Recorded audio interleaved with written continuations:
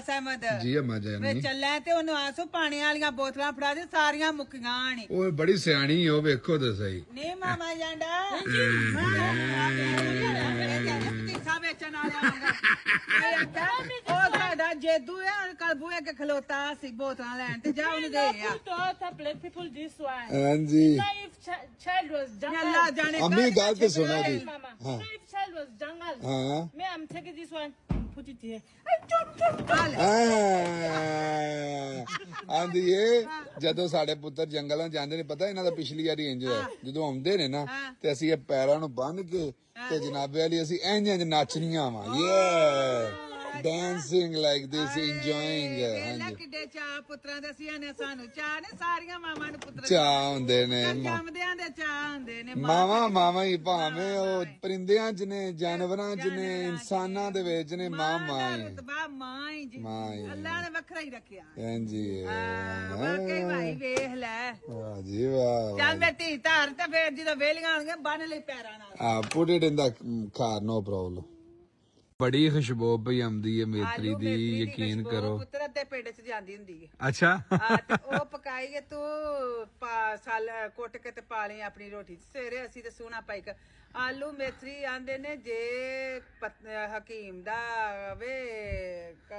call ਕੋਈ ਹਕੀਮ ਲਕਮਾਨ ਸਾਹਿਬ ਆਂਦੇ ਨੇ ਕਿ ਜੇ ਤੁਹਾਨੂੰ ਪਤਾ ਲੱਗੇ ਨਾ ਇਹਦੇ ਫਾਇਦੇ ਤੁਸੀਂ ਸੋਨੇ ਦੇ ਭਾਅ ਲੈ ਕੇ ਪਕਾਓ ਅੱਛਾ ਇੰਨੇ ਕੋਈ ਦੇ ਫਾਇਦੇ ਇਹਦੇ ਫਾਇਦੇ ਨੇ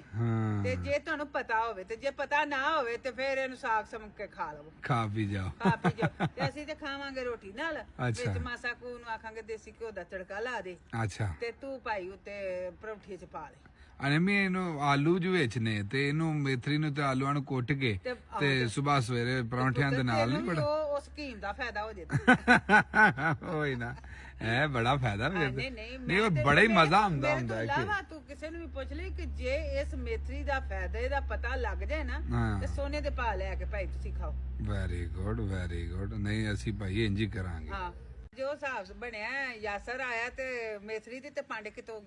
ਆਈ ਹੈ ਨਾ ਮਾਮਾ ਜਾਂ ਡਾਲ ਤੇ ਤੁਹਾਨੂੰ ਵੀ ਲੱਭੀ ਤੇ ਉਹਨੇ ਵੀ ਲੱਭੀ ਹੈ ਉਹ ਪਰ ਹੋਰ ਵੀ ਲੱਭ ਗਏ ਸਾਰਿਆਂ ਨੂੰ ਤੇ ਉਹ ਆਇਆ ਤੇ ਆਂਦੇ ਮਾਂ ਜੀ ਮੇਥਰੀ ਦਾ ਸਾਲਨ ਕੱਲਾ ਮੈਂ ਕਿਹਾ ਹਾਏ ਵੇ ਪੜਿਆ ਅੱਗੇ ਲੱਭੀ ਨਹੀਂ ਤੇ ਹੁਣ ਘਰ ਵੀ ਪੱਕੀ ਹੈ ਤੇ ਲੱਭ ਵੀ ਮੇਥਰੀ ਪਈ ਖਾਵਾਂ ਤੂੰ ਮਿਹਰਬਾਨੀ ਕਰ ਹੁਣ ਮੈਂ ਕੋਈ 8 ਮਹੀਨੇ ਮੇਥਰੀ ਖਾਂਦੀ ਰਹਿਣਾ ਤੇ ਉਹ ਮੈਂ ਮੈਨੂੰ ਆਪਣੀ ਗੱਲ ਯਾਦ ਹੈ ਕਿ ਮੇਰੀ ਨਾਨੀ ਸਨ ਤੇ ਉਹ ਆਪਣੇ ਪਿੰਡੋਂ ਤੁਰੇ ਪਿੰਡ ਵਾਲਿਆਂ ਨੇ ਸਾਗ ਪਕਾਇਆ ਜਾਂਦੇ ਉਹ ਸਾਗ ਦੇ ਬੜੇ ਭੈੜੇ ਸਨ ਉੱਥੋਂ ਤੁਰੇ ਤੇ ਅਗਲੇ ਆਂਦੇ ਨੇ ਮੈਂ ਧੀ ਕੋਲ ਚਲੀ ਸ਼ਾਮ ਪਈ ਤੇ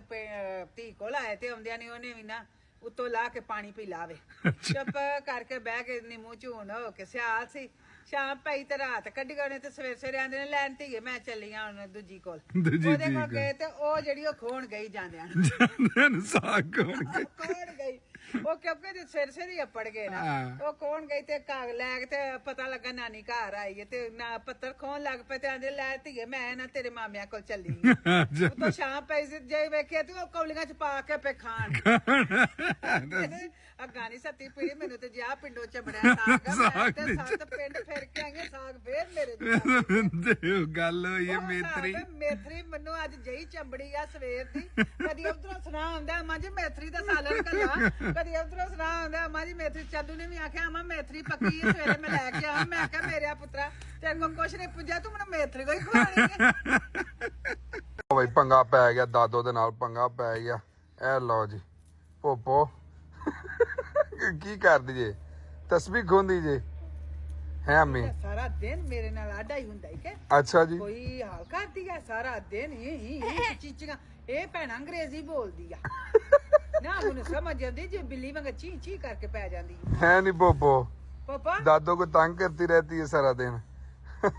अच्छा जी ਉਹ ਇੱਕ ਗੇਂਦ ਜੀ ਉਹ ਮੈਨੂੰ ਮੇਰੇ ਤੇ ਥੋੜੀ ਜਿਹੀ ਪੈਂਦੀ ਕਿ ਤੈਨੂੰ ਕੱਟੇ ਦੀ ਅੱਛਾ ਉਹ ਜਿਹੜੀ ਬਾਲ ਜਾਈਏ ਉਹਦੇ ਨਾਲ ਡਰਾਣ ਡਈ ਹੈ ਤੁਹਾਨੂੰ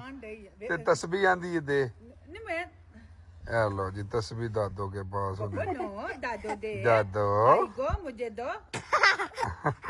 ਇਹ ਅਮੀ ਜੀ ਅੰਗਰੇਜ਼ੀ ਬੋਲਦੀ ਹੈ ਇਹ ਲੋ ਵੇਂਦਾ ਨਹੀਂ ਚਾਚੂ ਕਰੇ ਸਾਡੇ ਵਿੱਚੋਂ ਕੋਈ ਅੰਗਰੇਜ਼ੀ ਬੋਲਣ ਲੱਗ ਪਏ ਉਹ ਬਿਸਮਿਲ੍ਲਾ ਕਰਾਂ ਉਹਦਾ ਤਸਬੀਹ ਬਿਸਮਿਲ੍ਲਾ ਬਿਸਮਿਲ੍ਲਾ ਚੋ ਉਮਾ ਕਰੀਏ ਹਾਂ ਜੀ ਜੋ ਮੁੰਡੇ ਮੇਰਾ ਬੇਟਾ